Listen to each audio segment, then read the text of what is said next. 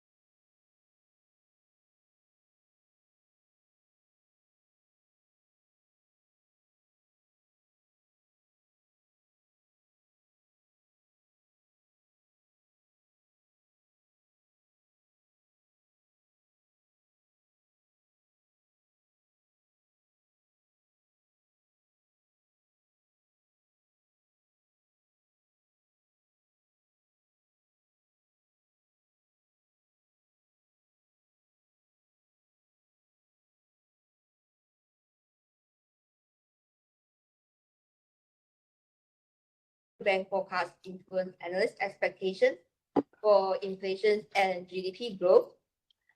Using Malaysian forecast data from the Asia-Pacific consensus forecast, we see how changes in analyst expectations are linked to the gap between BMM and analyst forecast. So in terms of the literature, these studies contribute to the growing literature of how central bank forecasts influence analyst expectations in Malaysia. One part of it examines the effect of central bank's projections on forecast disclosures among private agents.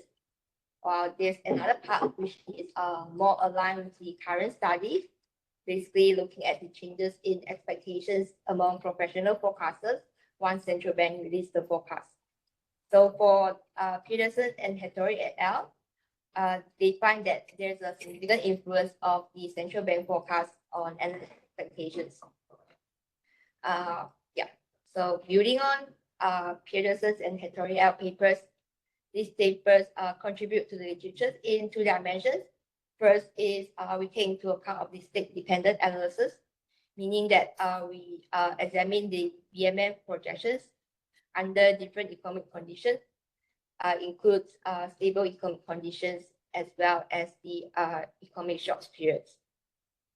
On the other hand, I also take into account of the herding behaviors, which is behaviors that commonly observed in the forecasting literatures due to the financials and reputational incentive.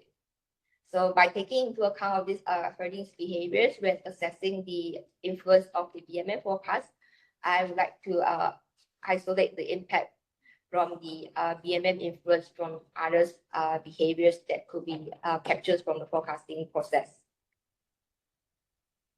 Then when it comes to our data, we are focusing on GDP growth and inflation forecast from both BMM and consensus forecast. So for BMM forecast, we use the midpoint annual point forecast, midpoint annual forecast as the proxy for BMM point forecast, which is only published once a year for the current year. So for analysts, analysts provide annual point forecast funding for both current and the next years. Yeah. Sorry, just clarifying question. This is the forecast like 1 year before or? For the current year, meaning the current year, this year's, and the next year's. So it's like 1 year before Okay, if we consider next yeah. year. So it's a fixed effect forecast. Yeah. Oh. There is another question. Oh, yeah, sure. Does the BNM and the analysts like talk to each other within this forecast? After, yes, we do engage like analyst engagements after each quarterly bulletins when we release. But in the case that given that BMM only released current year forecast, so we'll try to engage the analysts for the current year outlook after our annual report published in end of March this year.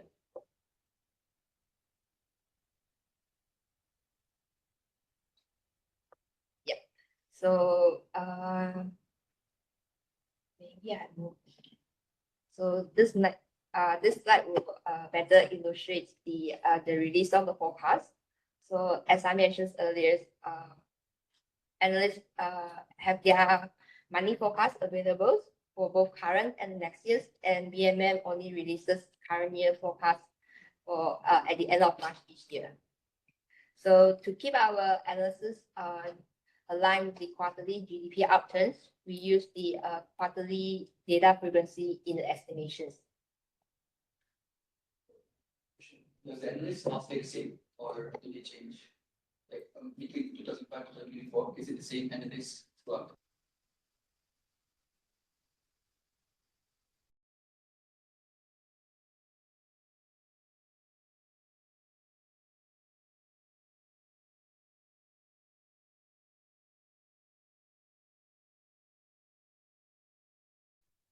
Some of them will be same across the year, but some of them there will be a missing gap because they didn't report the forecast during the periods.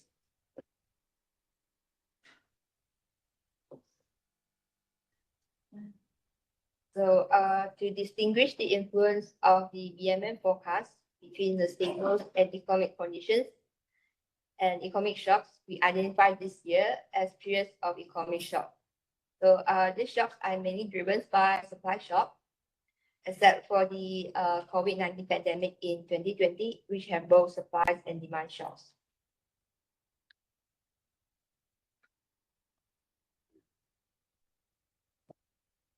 So we also look at the analyst summary statistic for inflation and GDP growth forecast data. We see higher forecast variability as indicated by higher standard deviations for both inflation and GDP growth forecasts during short periods, regardless of whether they pertain to the current years or the next years. So from here, what we find that the economic shocks have introduced greater uncertainty into forecasting.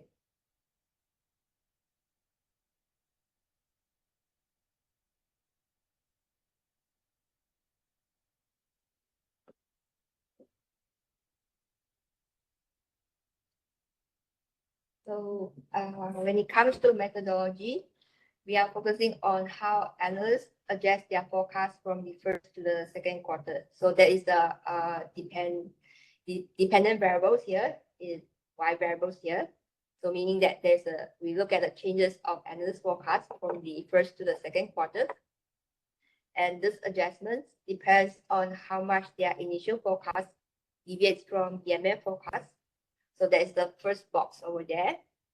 And the coefficients, we call this coefficients as beta. And its interactions with an economic shocks dummy variables, which is the second box. And we call this coefficients and lambda.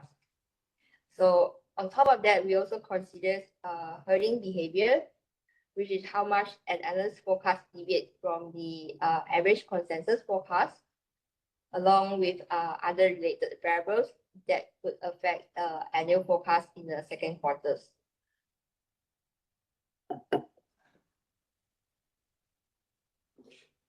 Yeah. Usually what goes into a forecast? What's the process like? So coming up, because each analyst have different ways of coming up, methodology of coming up with the forecast, right? Mm. What is like the BNM style of forecast? So in terms of like internally, we use the yeah, it's a combination of the model approach and the judgment incorporations of judgment. So for the model, we'll be using relevant economic variables, and for the judgment, we also take into account of potentially announcement that's coming from the government to incorporate into the forecast. And do you know any the other analysts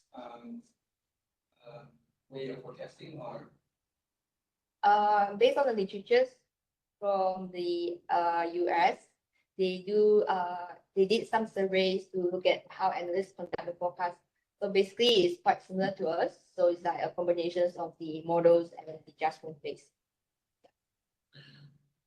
And this is a more basic question, but why do you think that the central bank projections influence analyst expectations and not the other way around? Yeah, we do talk about this one. Thank you for the question. Not so yeah, 2 points why we think that is we influence analyst forecast. First is the forecast accuracy of BMM forecast, but I'm unable to show here given that we do not release our internal point forecast to the public, but internally we did some check. We pretty much slightly better than analysts. So in this case, analysts will try to follow our forecast based on forecast accuracy. So this is the first point. Then the second point is more towards the signals that we release from the forecast, meaning that we potentially could have more information that what analysts have it right now. For example, the pre-announced measures that from the government, which will make our forecast more accurate than them before the measures have been announced yet. Do you have data on actually how well the BNM forecast predict the observed and how well the analyst expectations predict the observed? Yes, I Do you have that in the paper? Given that our point forecast is non-disclosure, so we I couldn't do see, that. I see. We did it internally. We checked it before. Okay. Then so you also asked about the other way around, right? Or I answered all the questions already. No, it's okay. Yeah, so that's the reason that we think that is we influence analyst forecast, and the other way around it means that it's like analysts influence BMM forecast. For in that case, I also did an analysis. So basically using the same setting, and what we find that there is limited influence of this. So this is based on statistical approach. On top of that, internally we do when we produce forecasts, we do not look at analyst forecasts. So we just based on our models and judgment base. Yeah.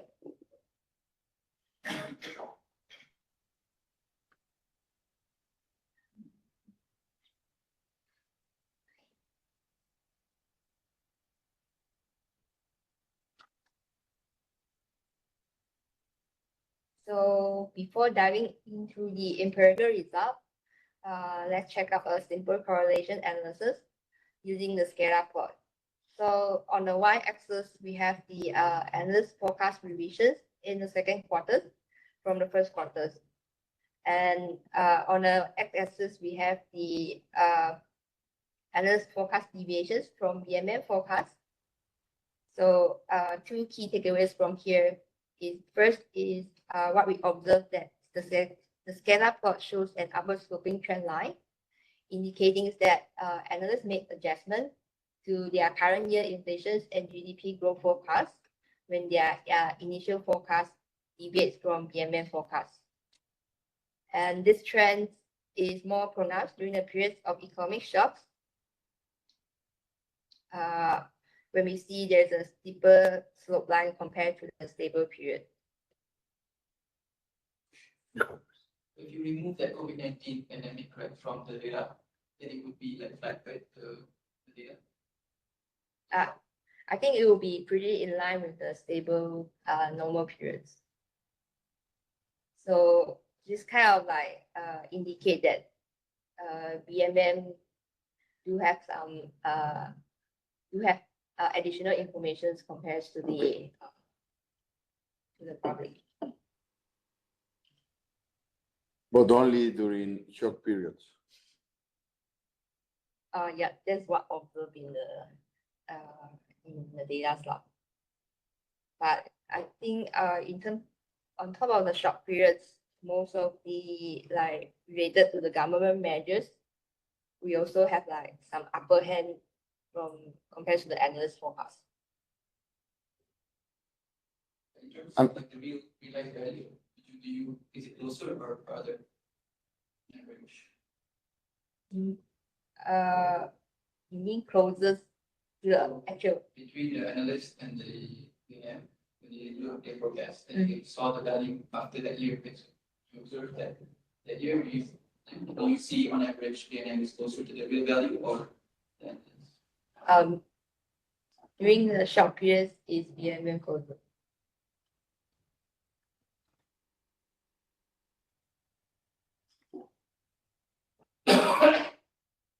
So turning to the next year.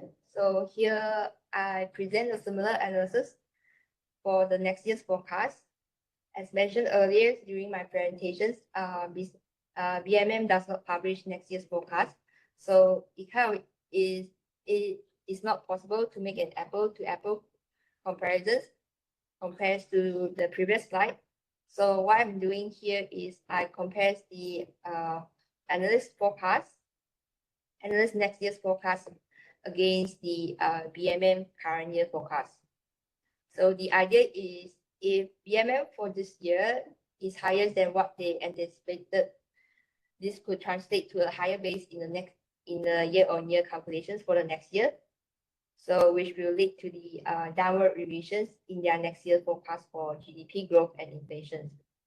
Therefore, what we should expect is a negative slope if analysts are responding to BMM forecast. However, I found it's important to note that the correlations here is kind of insignificant for next year. So basically, the whole idea is given that BMM does not publish the next year's forecast. So here on the x-axis is the gap between the BMM current years and analyst current year forecast. If BMM forecast is higher than analyst forecast in the current year setting, this will translate to a higher base in the year-on-year calculations. As we find earlier, the analysts will follow suit.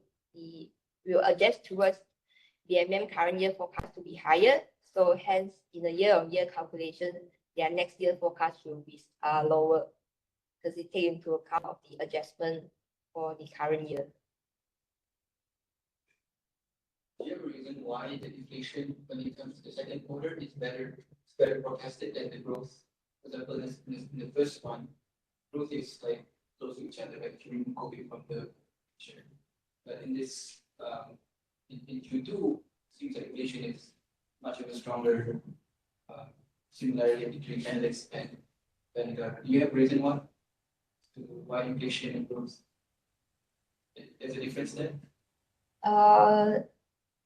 One of the conjectures I think that is because the inflation is more specific components compared to growth. Growth encompasses a lot of components inside. So the forecast accuracies of inflation, when I did for the analyst and BMM, the RMFC is smaller, but for growth, the RMFC there's like a higher variability in the forecast RMFC.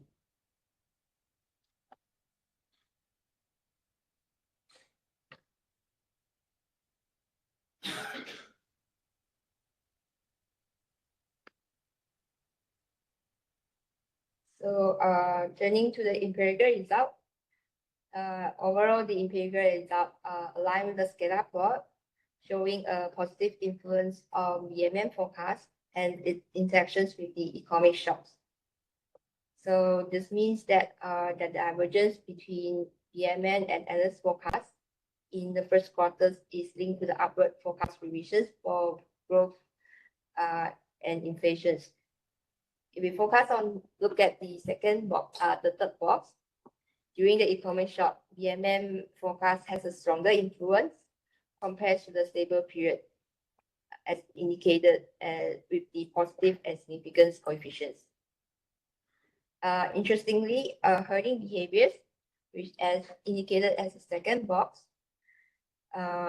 is insignificant in the current year estimations, which could possibly reflect the dominant influence of BMM forecast. And overall, BMM forecasts do exert the influence on analysts' current year forecast. So for the influence of the next forecast only applies to the Q2 or the Q1 as well? Because the Q1 they cannot. Q2. Okay. Yeah, so because we look at adjustment revisions.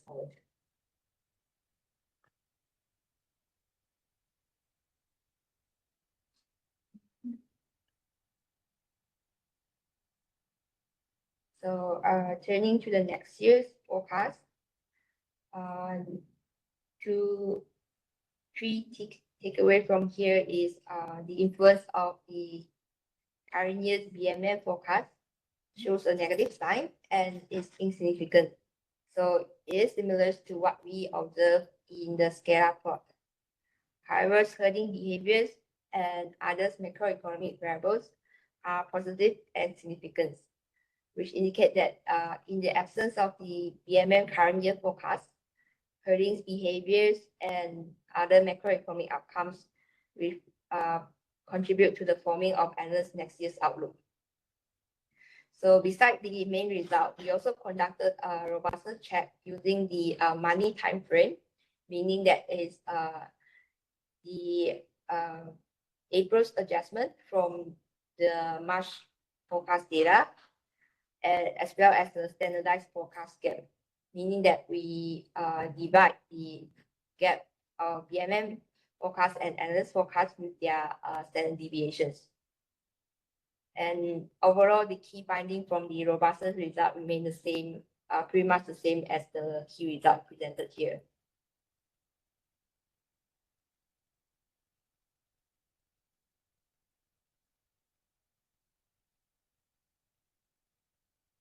And I have a question in terms of the analyst expectations. Do you have like different surveys or different? I mean, could you also get different surveys or from different analysts? And not because I understand right now you are using only one source, right? Mm. Can you also get this forecast from different banks or from different sources just to check how robust are your results when you use other analyst expectations and not only the one that you're using in this analysis, in this study? Other sources we think about is the Bloomberg one, but the pool of analysts is similar. And this is one point. And we have the data limitations because if we want to pull from the Bloomberg, the analyst survey, their data is available from 2019. So we couldn't really do that one. Okay. Yeah. And there is no other sources? Not that I'm aware of. Okay. What about the IMF? Do you know what the IMF use for the forecast? Like in the wheel, for example, in the World Economic Outlook? That one is point forecast. You mean include IMF into the pool of forecasts? What I'm saying is it would be nice to check how robust are your results when you use other sources for expectations. I don't know if the World Economic Outlook has a different source from the one that you're using. For the IMF forecast that they published last year's on the expectations, they're also using consensus forecast. Okay. Yeah. Okay. So I did read that. I see.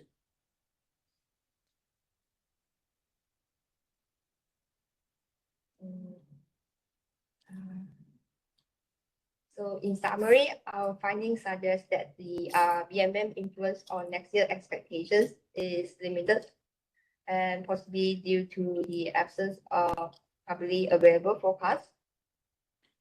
And BMM current year forecasts do significantly influence analysts' current year projections.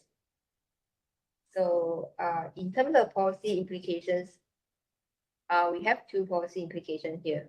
So first is, given that we find that BMM do have the influence on the analyst current year forecast, so it's very important for them to get the to be as accurate as possible for their forecast using the best available information. So on top of that, it's also very important for them to consider the potential risk or alternative scenarios surrounding the forecast. To make people informed of the risk of surrounding of the forecast. And the second point is our finding shows that BMM influence on next year expectations is limited, possibly due to the absence of the publicly available data.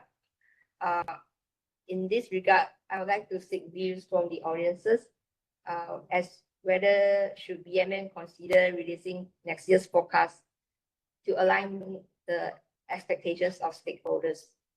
So some of the countries that release next year's forecast are like Indonesia, Thailand, and US, as well as BOE as well. Does anyone want to take a shot? Yeah. Question is that does any other government agency besides the any other data forecasting that you do? Like MOF, they forecasting? Yes. Did you check whether MOF's results would be similar to your findings? Yeah. Or would it be different? I've not done it before. It's something that I can explore.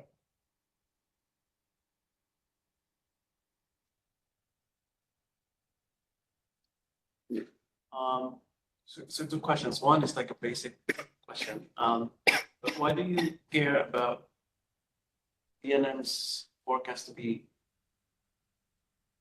I guess the point estimate to be the same as like analyst forecast? Is there some value to having similar estimates, or is it more useful to have like lesser variance, for example? Like so what's the I guess the question is like what's the right metric to use? Is it like point estimate itself, or is it the variance of the forecast? Two is, have you explored sort of the timing of the release of this forecast? And for example, if you could look at some of the analyst forecasts that happened before BNM's release, and whether those are different from forecasts that come after BNM's release. I would just like to clarify regard to your first question. Yeah. Are you asking about the point of having the point forecast and the forecast range, or you are asking about the why is it matters to have like for BMM and analyst forecast to be closer? I'm not sure I understand the difference between the two angles, but like I think if I look at the regression framework, the y variable is just the point estimate of the forecast itself, right? But why does it matter? Like that BNM's forecast would be similar to the analyst forecast, because I don't know whether there's in the literature there's an established finding that similar estimates are good for the economy, for example, because let's say there's less uncertainty and whatnot. I guess the question is like, why do we care about this specific modeling? Yeah. So we care about, in this regard, we care about whether analyst forecasts are close to our forecast. Is because like first is we want to assess the effectiveness of our communication strategies, whether they receive the information or not. And the second point will be, as I mentioned earlier in the start, is mainly to reducing the uncertainty, and hence that they will likely to act in ways that align with the central bank policy goal down the road.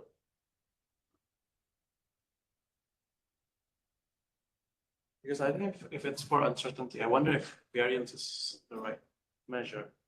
more than the point estimate?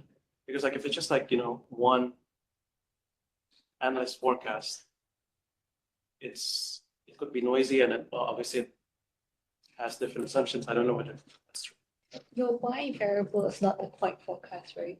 If you go back to the methodologies, like it's the deviation from previous month. Okay. Yeah. I think. So it's a revision from the first quarters.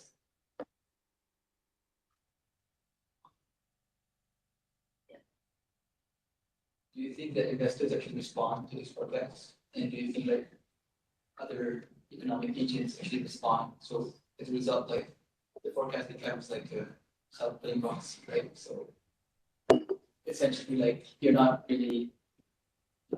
So I think that's a question. Do you think that they actually respond to these forecasts?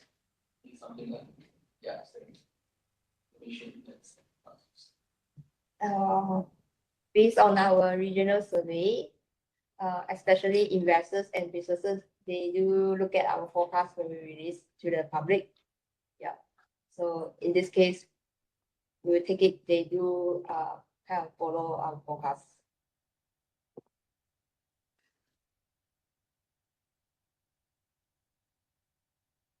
Because like, if you want to predict a year ahead, right, which means that if let's say you got it wrong, like let's say COVID, you don't see it happening, it could be like be detrimental to your credibility. Yeah, there's like something to mention that releasing the forecast, it could be a double-edged sword in this case, especially for the next year's one. So yeah, if we didn't get it right, it could undermine our credibility. I mean, that's why earlier I suggest to have like to show some picture of how well is the forecast predicting the BNM forecast predicting the observed level. Because basically the story that you want to say here, or what you're saying, is that the analysts follow BNM, basically because BNM has some private information, and then the other guys say, okay, they know something, so let's follow them. But to this mechanism work over time, it should be the case that actually the forecast of the BNM is accurate, because otherwise there wouldn't be any credibility. Yeah. So it will be nice to see in this presentation or in the paper like a chart where you compare basically BNM expectation with the observed and also the analyst expectations, for example. Yeah, this is like something that we need to discuss with managers on that. But this is not, I mean, the BNM forecast is not public at all. Because we released the forecast range, not the actual point forecast that we have. Sorry, Sharon? We released the forecast range, but we do not have the actual point forecast that's publicly available. So what does the analyst follow? Just the range, or? So in the usual case that we engage with analysts, you will look at the midpoint of the forecast. I see. Yeah, as what I employ in here. So I use the midpoint. Okay. Yeah. So so if there's no further response to the questions, maybe I'd like to just to give my thought on should BMM considers publish the next year's forecast to align the expectations to the stakeholders. So in my opinions, providing the forecast can enhance the transparency and offers the market guidance, but there are some challenges. For example, the long-term forecast may be misunderstood as policy target, potentially leading to unintended market behaviors, especially since BMM does not follow an inflation targeting framework. And on the second point, which is similar to what the audiences have pointed out, which is the uncertainty of this projection will also undermine the credibility of the central bank's communications if the forecast diverge from actual outcome. So in this regard, the futures research could further explore the balance between the transparencies and the flexibility in forward guidance from BMM. I think that's all for my presentation today.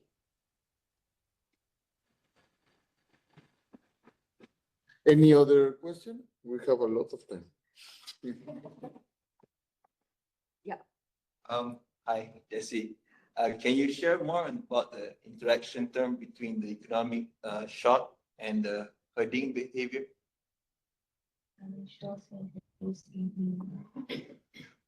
Yeah, I think it's the second last line. So does that correct me if I'm wrong, if I'm interpreting it wrongly? So if there's an economic shock, then people would tend to hurt more? They will tend to hurt in a different directions. Different direction. So meaning that if an analyst forecast, if the consensus forecast is higher than analyst, they wouldn't revise upward. Instead, they revise downward, hence the negative sign. So in this case, we believe my conjectures will be there's less herding behaviors during the short period, possibly because individual analysts have different thought of the futures outlook going forward. So some of them will think about the economy is going to be bad, or some of them think about the economy going to be rosy. So hence that there's less likely there will be herding, intense herding behaviors during a short period. What is herding behavior? So it's moved towards the average consensus forecast, meaning that they will gather together. And I don't know anything about this. What are the incentives of the analysts? Like what is the objective function? They want to predict as close to the observed. They want to I remember like at some point I worked with these surveys in Mexico, and we always identify some commercial banks that they didn't care about the to be close to the observed. They want to be, like the pessimistic guys or the optimistic guys. So what is in general like the incentives of the objective function of these analysts? Why they want to be close to BNM? I think it's best for analysts to close to BMM because one is the forecast accuracy, and second is that is a good reference when they engage with their clients. They can say something on top of their forecast being in this point, which is pretty aligned with the BMM forecast, with reputational institutions that can also back their forecast in this case. And what does the literature about it says about it? Like, is there any example of countries where actually the analyst expectations doesn't follow the central bank projections? In the literature, there is some. So some of the analysts would tend to just like what you mentioned, they would like to tend to stand out from the crowd, saying that their forecast is very different from what the majority of the forecasters think. So in this case, if they get it right, they will tend to be famous. If they get it wrong, you will look back at them. Yeah. So this is they frame it as a reputational incentive or motive in this case. Just to follow up on that, so you're asking about the objective function for the analyst. What about the objective function for BNM? Like, do you want to be close to the analyst's forecast, or do you want to be sort of like the market maker in the sense of sort of your estimates to influence others, or is it like you want to get more accurate measure of the actual forecast?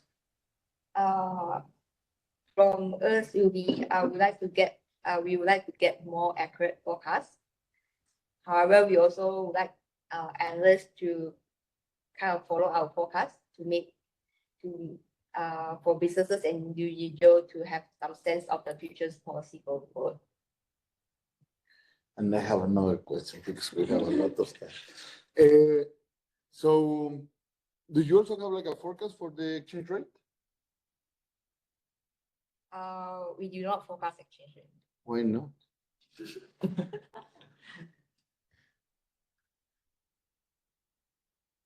Because we do not forecast exchange. Because that's hard. That's a trick question. Like to have one? No. I mean, but I think in many central banks, especially the one that are inflation, that have an inflation target, that works very well as an anchor. And I think, in Malaysia, we don't. So I was expecting, I guess these projections are the anchor of the economy, because basically there is no inflation target. So the closest that you have to know where the inflation gonna be for Malaysia is this. But then I think that the main source of uncertainty for the economy in Malaysia is not really the inflation, but the exchange rate, because basically you have like a 1 degree of freedom there. But yeah, I don't think central banks. I think They Singapore. hint in the minutes and notes, like Bank of England. Ah, really? Yeah, they provide hints, but they don't forecast. Okay. Yeah. Any other question? Just a comment, because I don't know whether the dual objectives can actually work, right? Because you're aiming to be a market maker. Mm. In some sense, you want to release the information, the forecast early, and then everyone else will try to they'll probably use your ENM estimate as with a different weight, right? Some will use a higher weight on your ENM forecast, and some others less weight, but it's gonna move their estimates accordingly as well. So that's gonna move the market. But on the other hand, in some ways that will mechanically affect the accuracy or the closeness of analyst forecast to BNM's forecast, because they're gonna take into account BNM's forecast by nature, it's gonna get closer. Yeah, we hope to see some convergence from analysts towards our forecast in this case. Perfect. So if there is no more questions, let's finish here. Thank you very much. Okay.